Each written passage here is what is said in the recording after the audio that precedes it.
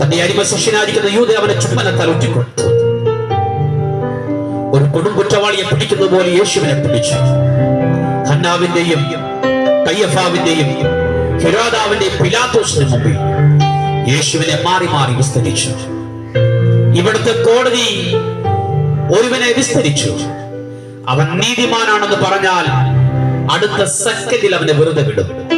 ലോകചരിത്രത്തിൽ ഒരു കോടതി ഒരുവനെ നീതിമാനാണെന്ന് പ്രഖ്യാപിച്ച ശേഷം അവനെ ശിക്ഷിക്കുവാനിടയായി. പീലാത്തോസ് പറഞ്ഞു, ഈ നീതിമാന്റെ രക്തത്തിൽ എനിക്ക് കുറ്റമുണ്ട്, എനിക്കൊരു പങ്കുമില്ല.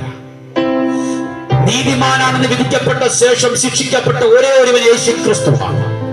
എന്തിനാണ് നീതിമാൻ ശിക്ഷിക്കപ്പെട്ടത്?